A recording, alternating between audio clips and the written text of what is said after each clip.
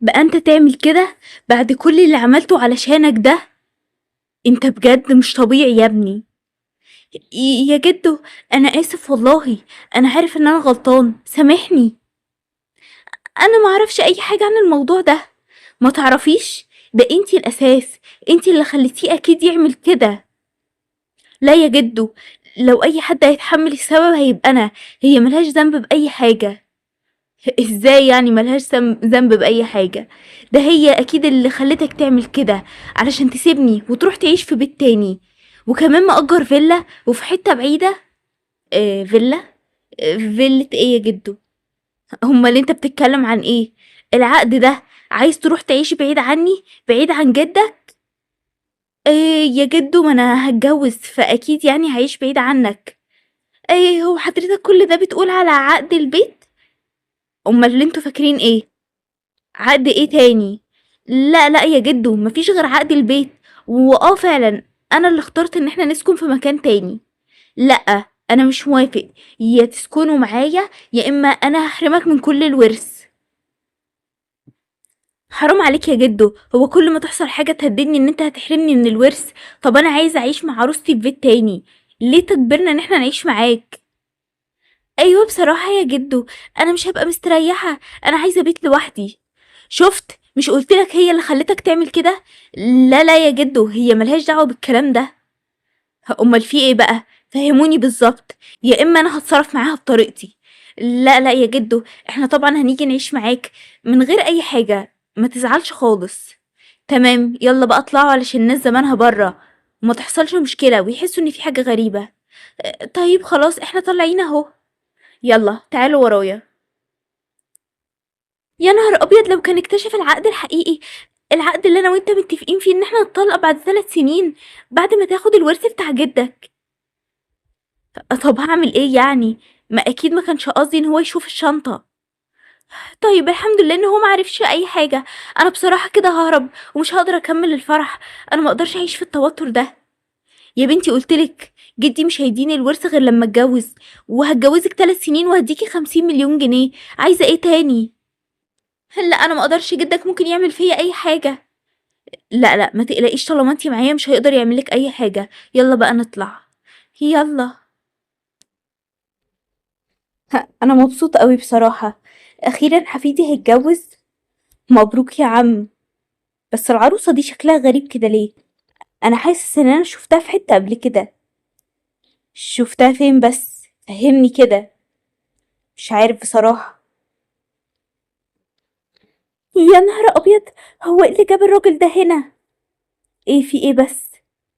الراجل اللي هناك ده، اللي لابس نضارة على عينه. انا كنت بشتغل عنده في المطعم، وهو عارفني واكيد هو هيقول لجدك على ان انا كنت شغالة في مطعم، وهيعرف الحقيقة، هيعرف ان احنا بنكدب عليه عشان انا فقيرة، وطبيعي اكيد مش هتجوز واحد زيك. ما تقلقيش انا هتصرف. هتتصرف ازاي بس؟ انا لو حصل لي اي حاجة هتبقى بسببك. خلاص اصلا الفرح قدامه نص ساعة ويخلص، اهدي بقى. اه، انا افتكرت انا شفتها فين قبل كده. ايه شفتها فين؟ دي كانت شغالة عندي في المطعم. ايه؟ بقى مرات حفيدي تبقى شغالة في مطعم؟ ازاي يعني؟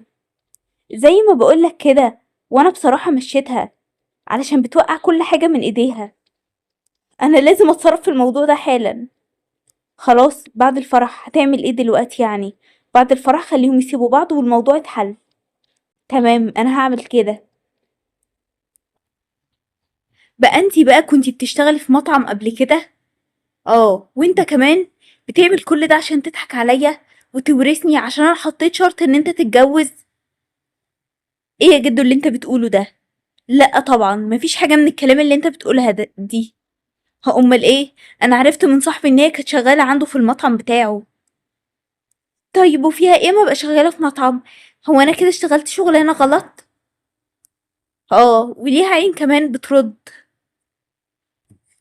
ماشي يا جدو، انا عارف كل حاجة. هي كانت شغالة في مطعم، وبعدين جت اشتغلت عندي في الشركة، وانا حبيتها وخلاص عايزة اتجوزها. بقى فيها مشكلة دي ولا ايه؟ فيها مشكلة؟ انت فيها كل المشاكل. ازاي تتجوز واحدة كده؟ مستواها قليل جدا. بس انت يا جدو بصراحة ما حطيت لي الشرط في العقد ان انت عايزني اتجوز، ما قلتليش اتجوز واحدة مستواها ايه. انت قلت لي اتجوز اي واحدة، وانا بصراحة اخترت واحدة انا بحبها ومبسوط معاها. ايه المشكلة بقى؟ ده يضايقك في حاجة؟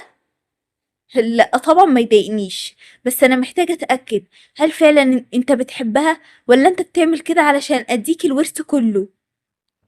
طيب يا جدو، الأيام هتثبت لك، أنا وهي بنحب بعض جدًا، وما نقدرش نبعد عن بعض.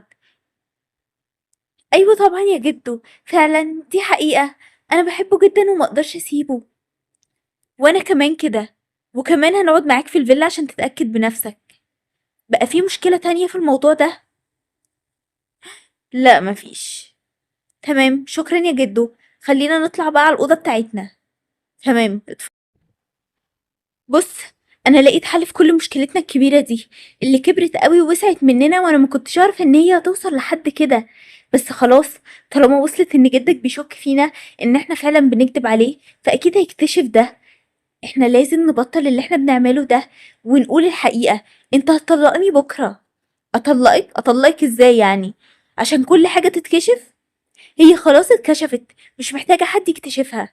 لأ طبعًا، أنا لازم أكمّل في القصة اللي أنا عاملها، زي ما اتفقنا. موافقة والّا لأ؟ لأ مش موافقة، وخلاص. أنا عايزة أفسخ العقد اللي ما بيننا ده، وطلّقني وخلاص.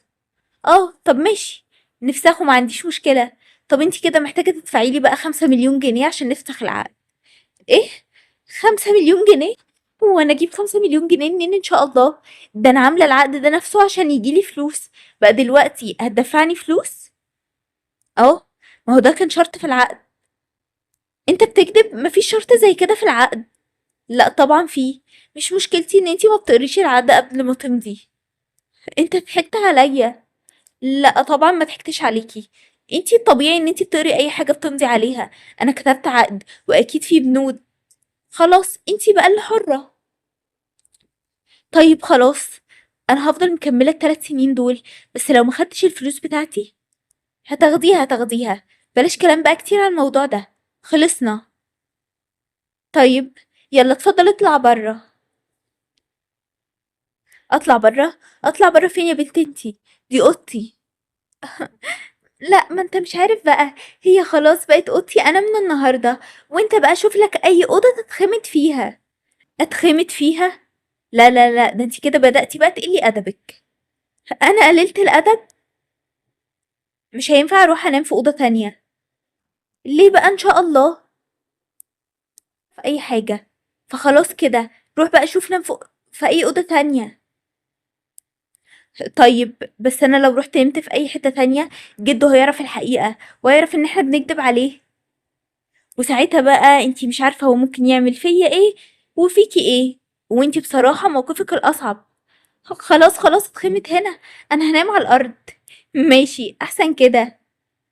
هو أنت ما عندكش دم خالص؟ أنت المفروض تقول نامي أنتِ على السرير وأنت هتنام على الأرض. طب وليه يعني أنا هاعمل كده، هو أنا أعرفِك يا بنتي؟ بجد شخص ما عندوش دم. شكرًا، شكرًا. إزيك؟ أنتِ إيه اللي طلّعِك بقى من الأوضة بتاعتِك؟ شُفتِ؟ أنا قُلت أنا هاكشف كدبتكم. رايحة فين بقى؟ تكشف كدبتنا؟ في إيه يا جدو؟ ده أنا كنت عايزة أعاملك زي بابا أو زي جدو. أنا رايحة أجيب الشنطة بتاعتي. فيها مشكلة دي والّا إيه؟ والّا هي أي خطوة أنا هاعملها في البيت هابقى كده باكدب وإحنا فعلًا بنكدب عليك؟ طيب، طيب، روحي هاتي الشنطة اللي أنتِ عايزاها. تمام، شكرًا.